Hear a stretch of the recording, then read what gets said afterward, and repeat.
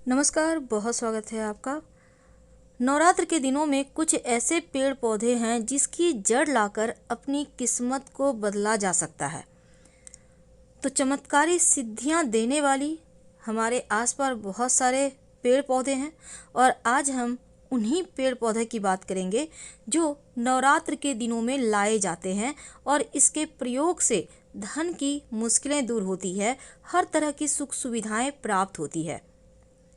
तो ऐसे पेड़ पौधे की आज हम आपके साथ बातें साझा करेंगे जो आपकी किस्मत को पूरी तरह से बदल सकता है।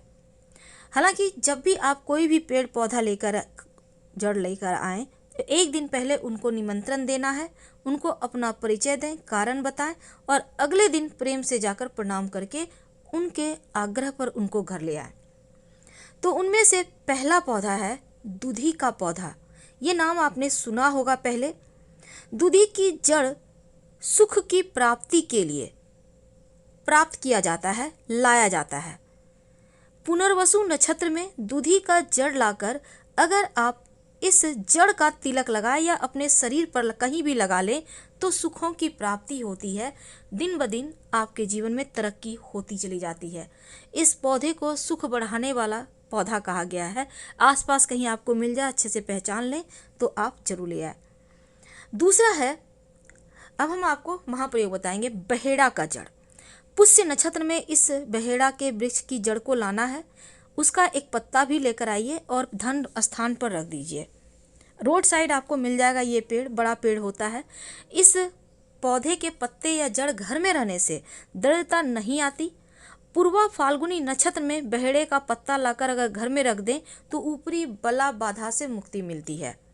धतूरा, इसके बारे में तो आप जानते होंगे। धतूरे के जड़ कई तांत्रिक प्रयोगों में प्रयोग किए जाते हैं और साथ ही आश्लेषा नक्षत्र में धतूरे की जड़ लाकर घर में रखें तो सर्प का भय नहीं रहता, शत्रु परेशान नहीं करते।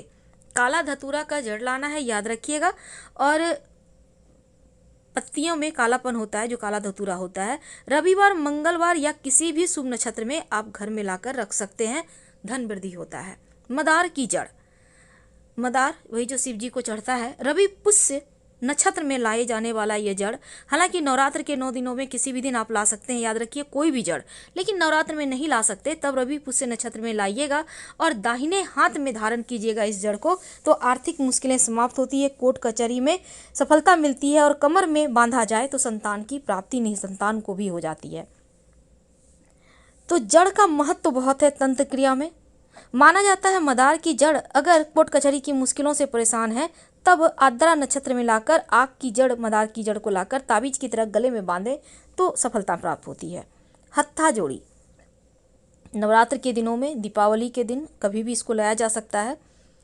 मुकदमा, शत्रु मुक्ति, संघर्ष खत्म, दृढ़ता का निवारण के लिए इसका प्रयोग किया जाता है। हत्था जोड़ी को लाकर हमेशा लाल कपड़े में बांधकर या फिर सिंदूर की भरा हुआ डिब्बी में रखना चाहिए। महिलाएं इसको नहीं छूती हैं, इस बात का ध्यान रखें। धन स्थान पर रखने का विधान है हत्था जोड़ी को लाकर, याद रखिएगा। बेला की जड़, बेला का पुष्प तो आपको पता है। अगर विवाह संबंधी कोई भी समस्या आपके घर परिवार में किसी के ऊपर आ रही है तो बेला के फूलों का प्रयोग किया जाता है। बेला, जिसको हम मोगरा या मोतिया भी कहते हैं, तो बेला के फूल सफ़ेद रंग के होते हैं। और अगर कोई महिला गुरु, ये जो बेला की जड़ है, और गुरुवार के दिन, और जो पुरुष हैं वो शुक्रवार के दिन अपने पास रखे तो शीघ्र विवाह के योग बनते हैं। चमेली का जड़, अब ये चमेली का जड़ क्या होता है?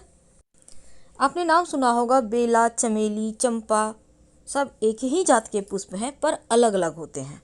जो चमेली की जड़ है अनुराधा नक्षत्र में लाया जाता है या फिर नवरात्र के दिनों में, किसी भी 9 दिनों में आप किसी भी दिन ला सकते हैं। शत्रु भी मित्र बन जाते हैं। जिस घर में चमेली का पौधा होता है या इस जड़ को अगर पास में रखना शुरू कर दें तो शत्रुनाशक माना गया है इस पौधे की जड़ को।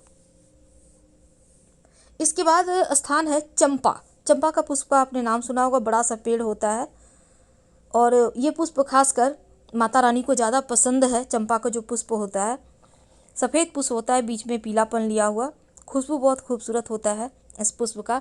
और माता रानी को इस पुष्प का माला पहनाया जाता है, खासकर जब आप रामनवमी में शीतला माता की पूजा करते हैं उस समय। तो चंपा की जो जड़ है हस्त नक्षत्र में लाया जाता है और लाकर बच्चों के गले में बांधे तो बच्चे के ऊपर प्रेत बाधा नज़र दोष वगैरह नहीं होता, उससे रक्षा होती है, आपके बच्चे स्वस्थ और मस्त रहेंगे। तो चंपा, इस पुष्प को चंपा का पुष्प कहा जाता है। आप ध्यान से देखिए, आपके आसपास जरूर होगा, ज़्यादातर रोड साइड ये पौधे होते हैं। इसके बाद नंबर है शंख पुष्पी, इसकी जड़ का। इसकी जड़ को रवि पुष्य नक्षत्र में लाकर चांदी की डिब्बी में रखकर धन की स्थान पे रखें तो धन बढ़ता है, दिन ब दिन सुख समृद्धि बढ़ता है।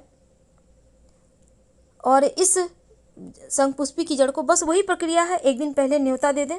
अगर आप फरवरी में हैं, अचानक से मिल जाए तब जड़ में थोड़ा सा पानी डालें, आपके पास जो भी चीज़ में पानी है, प्रणाम करें, अपनी कामना कहें, अपना परिचय दें, आप अपना नाम बोलें, अपना घर परिवार का नाम बताएं, गांव का नाम बताएं, शहर का नाम बताएं, फिर प्रणाम करके ले आएं। तुलसी की जड़, पूर्वा भाद्रपद नक्षत्र में तुलसी की जड़ लाकर मस्तिष्क पर धारण करें, यानी कि माथे पर सटाने के बाद इसको पास में रखें तो अग्नि भय से मुक्ति मिलती है, हर तरह की मुश्किलें समाप्त हो जाती है, श्री हरि की कृपा भी बरसती है। इसके बाद सबसे जो मुख्य है वो है नींबू की जड़।